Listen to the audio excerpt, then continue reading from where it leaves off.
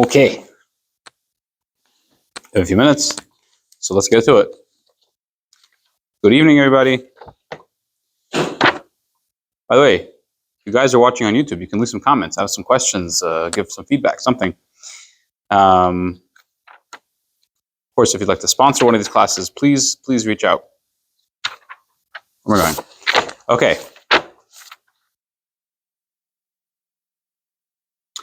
So, going further in our discussion of tevilas kalim, toveling, immersing vessels. Just for the sake of discussion, everyone should understand we should be on the same page. Tovel is the Hebrew word for immersion or immersing. Tevila is like the noun of immersion.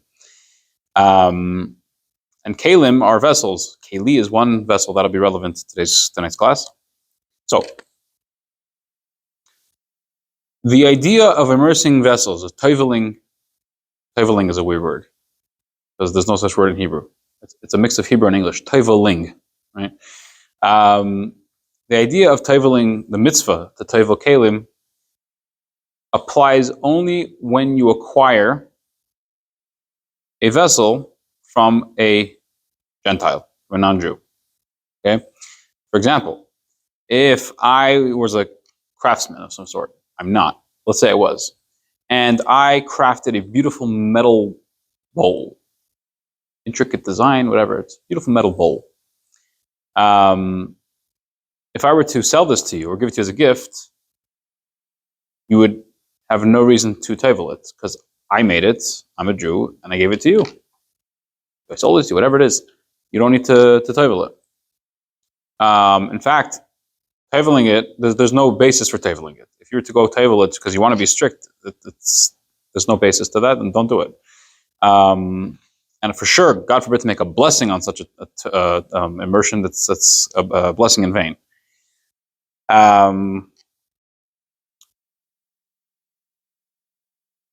This is not really for right now, but I'll just mention it.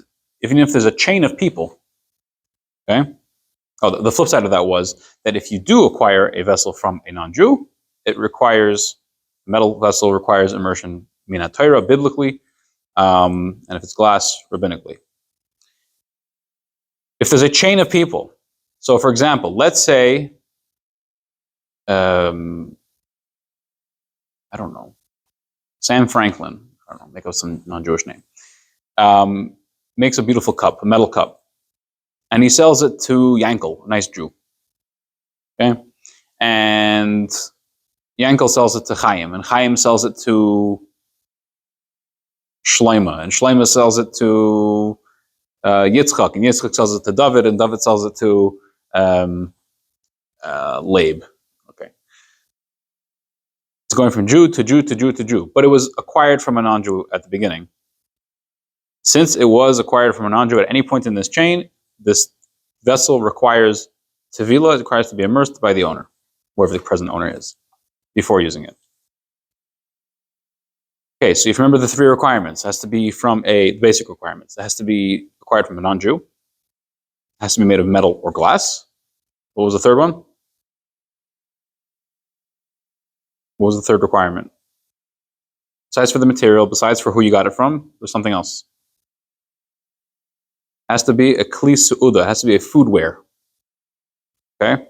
Foodware. That includes pots, pans, forks, spoons, plates, knives. Potato peelers, technically, we're going to get there. That's not for tonight. There's stuff that's used for serving food and making food and prepping food. I'm oversimplifying it. There's more to it than that, but that's the basic idea. So, for example, if you have a fork that you eat with, that's a kli su'uda. That is a su'uda. A su'uda means meal. It's a meal vessel. It's a foodware. A garden shovel, a garden, what is that thing called? A small shovel is a gardening tool. It's called a little shovel. Has a name. I forgot what it's called. Anyway, it's used for gardening. Small, I think it starts with a T. Anyway, trowel. That does not need tevilo. Does not need to be immersed. Why? Even if you're scooping out carrots or something from the ground, that's not has nothing to do with food, really. It's, yes, even if you're getting something out of the ground, it's not really associated with, bringing food to the table. It's associated with the ground. It's a gardening tool. It's not a food tool. Okay.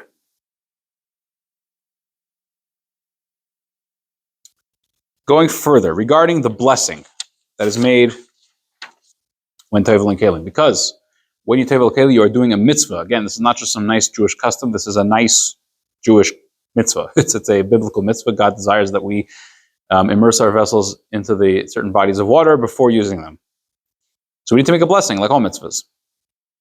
Now, what is the text of the blessing? This is up for discussion. It's a very interesting conversation.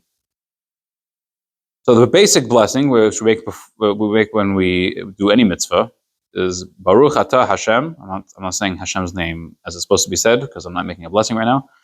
Blessed are you, Hashem. Elokeinu melech ha'olam, our God, King of the universe.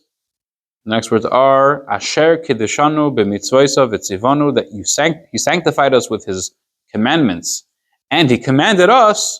And the next words are describing what this particular mitzvah is. So if you're putting on tefillin, v'tzivanu, He commanded us lehaniach tefillin, to put on tefillin.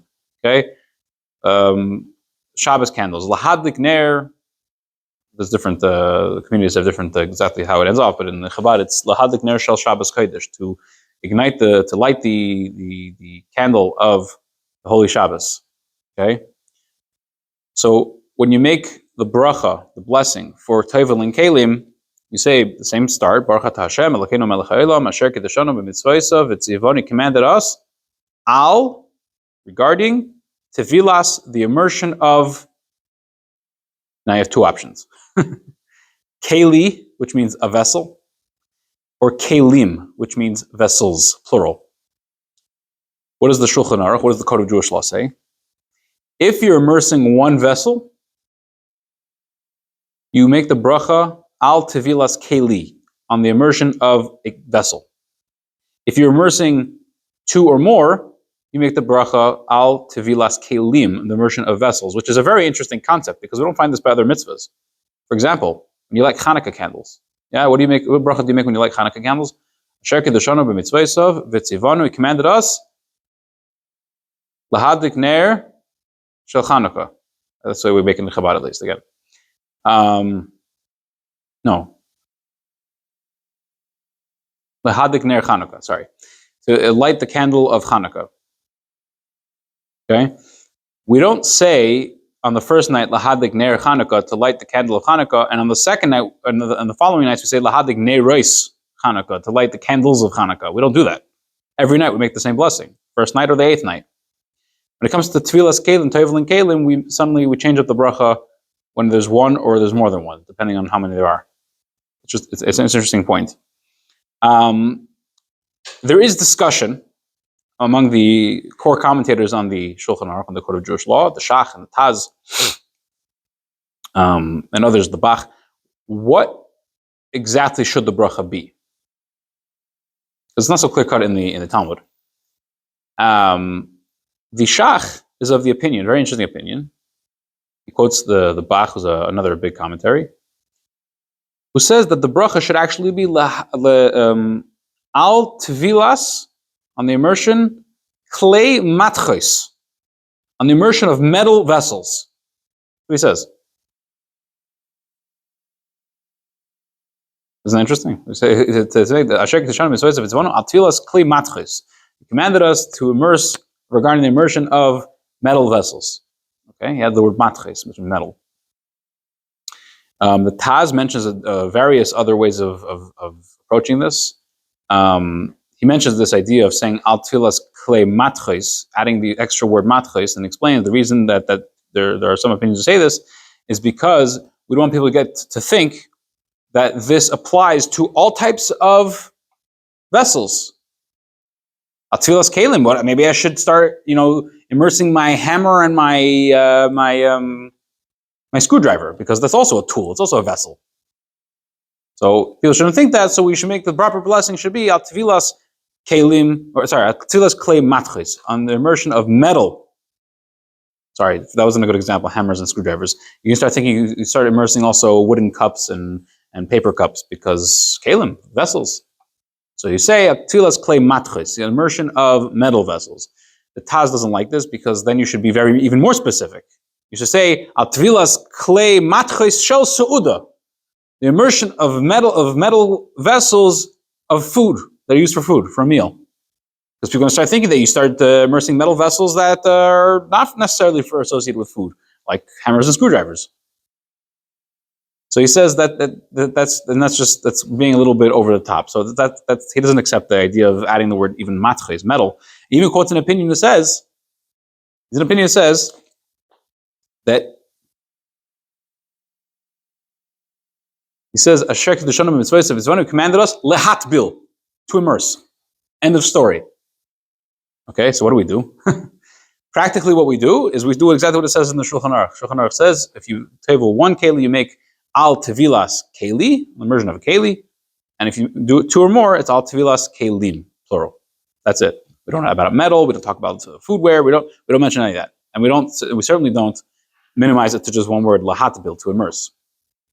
Tevilas kelim or al tevilas keli. Okay. Now here's an interesting question. What if you made the blessing, and the blessing you made was any one of these options? You said, okay, so let's start with simple. Let's say you have one metal bowl, and you go to the mikveh, and you say, Baruch Atah Hashem, you make the blessing, Asher Kiddushanu, remember one, Asher Kiddushanu b'mitzvosav v'tzivanu al tevilas kelim. I just said tevilas kelim, many vessels. I only have one. Or the other way around. What if you have a plethora of vessels? You have 42 vessels you need to immerse, and you say, Asher Kiddushanu b'mitzvosav v'tzivanu al tevilas keli. Oh, keli is just one. I have a bunch here. You go back, do you say it again? You add a at the end, maybe a little late? No. The commentators explain, if you made one or the other, after the fact, it's fine. It's covered. Good. You don't make another blessing. You fulfilled your obligation. But not only that, if you made any of these options by mistake, if you said lahat al tevilas clay matchis, to immerse metal kalim, even if you said al tevilas clay matchis shel su'uda, or even if you said lahatbil, to immerse, any of these options, you fulfilled the obligation.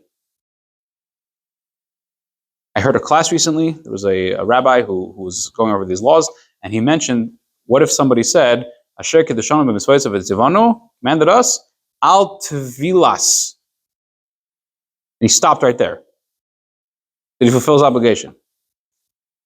He said, it seems to him, yes. And I personally don't understand that. I mean, I don't, like, grammatically, it's not a sentence. Asher Kedushanim b'mitzvosav v'tzivanu, he commanded us al tevilas, means regarding the immersion of, period. That's the end of the sentence. It doesn't mean anything. I don't know. He's much smarter than I am, so I'm not going to argue with him. Fine. And the last bit for today about the blessing, what if you, by the way, the blessing is made before you immerse. Before you immerse your vessel, that's when you make the blessing. Forgot to mention that important detail. And this helps us go into the next piece, which is, what if you forgot to make the blessing and you immersed your vessels? Can you or should you make the blessing afterward? The general rule is that when you do a mitzvah, it's over l'asiyos, and you're supposed to make the blessing before you do the mitzvah. Before you put on tefillin, you make the blessing before. When you shake lulav and etrog on sukkahs, make the blessing before. All mitzvahs, you make the blessing before. Here, if you forgot to make the blessing and you toiveled it, do you make the blessing afterwards? It's interesting the fact that it's even a discussion, because the rule in general is you don't make a blessing after you've already done the mitzvah, but it's a discussion nonetheless. Practically what we do is we do not make the blessing. If you forgot to make a blessing before immersing the keli, and then you did it, you do not make a blessing afterwards. Okay. I want to wish everybody a good Yom Tov. It's a holiday tonight. It's the 12th of Tammuz. It's a huge day on the calendar. It's the day that the previous Lubavitch Rebbe was released from Soviet prison and exile in a miraculous way, very miraculous. And he was the absolute opposition. He was the enemy, public enemy number one in communist Russia of the time, the late 20s. What was his terrible crime that he did? Thank God he is doing this crime, quote unquote, that of spreading Judaism and keeping Judaism alive, thriving in the Soviet Union, to the brink of self-sacrifice, literally, at every single moment. And I can say with very much straight confidence that the fact that there's any Jews who identify as Jews and fulfill mitzvahs and learn Torah today in 2024 is single-handedly because of the previous Lubavitch Rebbe's efforts in the Soviet Union. So today's a day to celebrate, it's a day for brain, today to learn and to get together and to talk and to inspire and to bring Mashiach. That's the main thing. So everybody have a good night and a good Yom Tov.